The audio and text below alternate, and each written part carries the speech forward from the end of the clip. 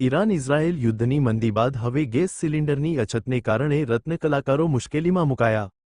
Textile શ્રમિકોની જેમ હવે સુરતમાંથી હીરાના રત્નકલાકારો પણ ગેસના અભાવે વતન પરત ફરે તેવી ગંભીર સ્થિતિ ડાયમંડ વર્કર યુનિયન દ્વારા સુરત જિલ્લા કલેક્ટરને આવેદનપત્ર પાઠવી તાત્કાલિક ઉકેલ લાવવા માંગ કરવામાં આવી। પરપ્રાંતિ અને સૌરાષ્ટ્રના રત્નકલાકારો પાસે સ્થાનિક પુરાવા ન હોવાથી તેમને અન્ય ડોક્યુમેન્ટના આધારે ગેસ આપવા રજૂઆત, ગેસ બુકિંગ ન થવું અને સમયસર ડિલિવરી ન મળવા જેવી ફરિયાદોનું નિરાકરણ લાવવા તંત્રને રજૂઆત આવીને આવી પરિસ્થિતિ રહેશે તો રત્નકલાકારો હિજરત કરશે। અહેવાલ સંજય પોપટ। મારું નામ છે Bhavesh Tak, diamond worker union vice president.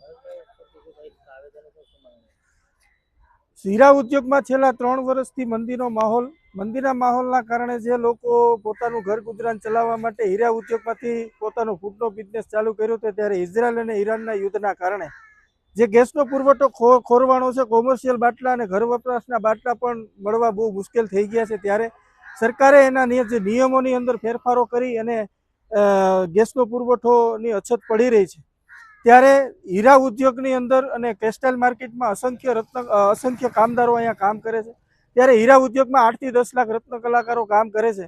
જેવી રીતે ટેક્સટાઇલની અંદર હિજરત થઈ એવી રીતે હીરા ઉદ્યોગમાં ન થાય એના માટે આજે કલેક્ટર સાહેબને અમે આવેદનપત્ર આપ્યું છે કે બુકિંગ સરળતા રીતે થઈ જાય અને બુકિંગ થયા પછી એને બાટલો વિધિન 8 દિવસની અંદર મળી જાય એ બાબતે અમે રજૂઆત કરી છે। અને હીરા ઉદ્યોગમાં ગેસની અછત ન થાય અને ટેક્સટાઇલની જેમ હીરા ઉદ્યોગમાં પણ પલાયન ન થાય એ બાબતે ધ્યાન રાખવું છે અને ગેસનો પુરવઠો રત્ન કલાકારોને સમયસર મળે આ બાબતે અમે આજે કલેક્ટરને રજૂઆત કરી છે।